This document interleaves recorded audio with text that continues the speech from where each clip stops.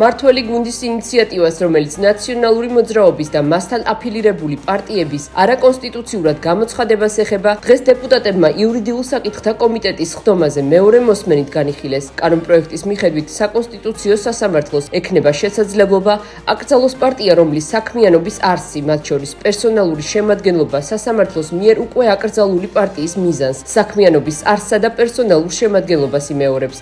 ნიურნბერგის პროცესი, რომელიც ჩატარებულიყო და ნაცისტური მოძრაობა გერმანიაში დარჩენილიყო, ის როგორ ოპოზიციური ფლანგი იქნებოდა გერმანელი ხელისუფლებისთვის, გერმანული ხელისუფლებისთვის, ახლა წარმოიდგინეთ თქვენ ყველა. ან ტოკიოში არ ჩატარებულიყო ტოკიოს პროცესი. ხომ, ახლა როდესაც სახეზეა დანაშაულების სისტემური განმეორება, სისტემური ციკლი საკუთარ მოსახლეობაზე, მოქალაქეებზე სისტემურად ძალადობის, ბუნებრივია, რომ ასეთი პარტია ცდილდება პოლიტიკურ სარბიელს, პოლიტიკურ სპექტრს და ის ცხადია, რომ რაღაც დანაშაულებრივ სინდიკატად ყალიბდება. საპროცედურო საკითხთა და წესების კომიტეტის ხდომაზე ახალი რეგლამენტი მეორე მოსმენით განიხილეს, იზრდება ინტერპელაციის რაოდენობა და უქმდება მინისტრის საათი. დეპუტატები შეძლებენ საჭირო საკითხებზე პრემიერი, მინისტრები და ანგარიშვალდებული პირები პარლამენტში ყველა სასესიო კვირაში დაიბარონ. რეგლამენტის ახალი პროექტით მუდმივ მოქმედ საბჭოებს დროებითი კომისიები ჩაანაცვლებს, იცვლება საკანონმდებლო ინიციატივის წარდგენის წესიც. დროებით საკანონმდებლო კომისიაში აქაც ჩანაცვლა, როგორც იცით, სხვა კომისიებში თავმჯდომარე და დღეს მოქმედი რედაქციით არის, რომ ამ კომისიებს ყავს თავმჯდომარე და მდივანი. ეს რაღაც, ასე ვთქვათ, ძველი რეგულაციებიდან შემორჩენილი წესი არის. პრაქტიკაში რაიმე დანიშნულება, ასე ვთქვათ, ამ გაყოფას, ასე ვთქვათ, ამ ფუნქციურ გაყოფას არ აქვს, რომ მდივანი, რომელიც თითქოს რაღაც სხვა საკითხებზე აგებს პასუხს და თავმჯდომარე სხვა.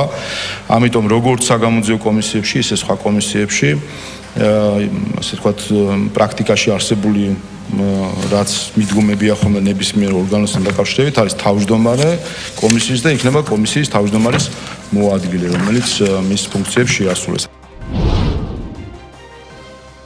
ბათუმის საქალაქო სასამართლოში გამოცემა ბათუმელებისა და ნეტგაზეთის დამფუძნებლის მზია ამაღლობელის სისხლის სამართლის საქმეზე აღკვეთის ღონისძიების გადასინჯვის საკითხი განიხილეს. მოსამართლე ნინო სახელაშვილმა მზია ამაღლობელი პატიმრობაში დატოვა. მომდევნო სასამართლო პროცესი 8 მაისს ჩაინიშნა. გადაწყვეტილებას ხდომათა დარბაზში მზია ამაღლობელის მხარდაჭერების მხრიდან ხვაური მოჰყვა.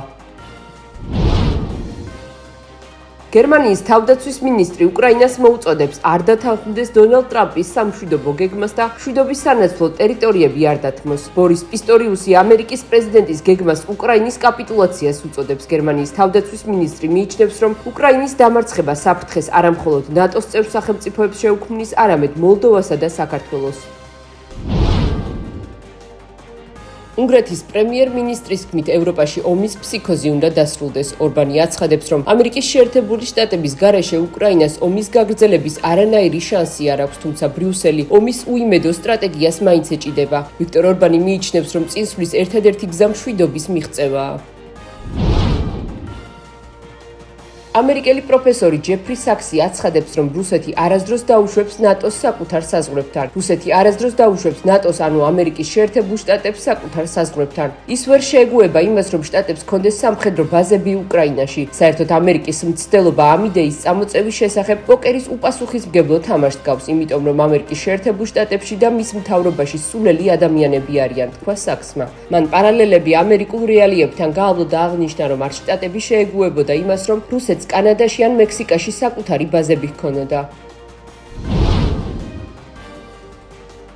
რუსეთის საგარეო საქმეთა მინისტრმა სერგეი ლავროვმა და ამერიკის შეერთებული შტატების სახელმწიფო მდივანმა მარკო რუბიომ სატელეფონო საუბარი გამართეს, რა დროსაც უკრაინის საკითხი განიხილეს. ინფორმაციას რუსეთის საგარეო უწყება ავრცელებს. გაგრძელდა აზრთა პროდუქტიული გაცვლა რუსულ-ამერიკული პოლიტიკური დიალოგის საკვანძო ასპექტების შესახებ, რომელიც უკანასკნელ პერიოდში საგრძნობლად გააქტიურდა. ძირითადი ყურადღება უკრაინული კრიზისის თემატიკას დაეთმო. აღნიშნულია რუსეთის საგარეო საქმეთა სამინისტროს განცხადებაში. ამასთან ერთად მხარეებმა 25 აპრილს მოსკოვში ამერიკის შეერთებული შტატების პრეზიდენტის სპეციალური წარმომადგენლის, ახლო აღმოსავლეთში სტივ უიტკოფისა და რუსეთის პრეზიდენტის ვლადიმერ პუტინის შეხვედრა განიხილეს. ლავროვი და რუბიო კონტაქტების გაგრძელებაზე შეთანხმდნენ.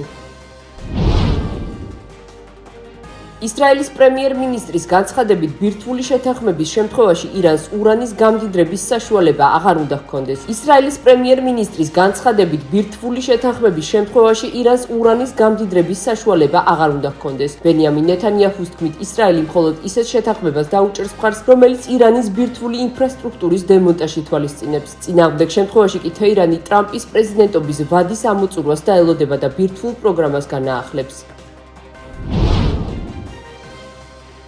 კათოლიკური ეკლესიის კარდინალები 7 მაისს ვატიკანში რომის ახალი პაპის ასარჩევად შეიკრიბებიან. ინფორმაციას როიტერსი ვატიკანში საკუთარ წყაროებზე დაყრდნობით ავრცელებს. სააგენტოს ცნობით თარიღზე გასულ შაბათს რომის პაპის ფრანცისკეს დაკრძალვის შემდეგ კარდინალთა დახურულ შეკრებაზე შეჯერდნენ. ოფიციალური განცხადება კონკლავთან დაკავშირებით უახლოეს დღეებში გაკეთდება. კონკლავში 80 წელს მიუღწეველი დაახლოებით 135 კარდინალი მიიღებს მონაწილეობას. როიტერსის ცნობით მხოლოდ მათ აქვთ უფლება გადაწყვიტონ თუ ვინ უხელმძღვანელებს კათოლიკურ ეკლესიას.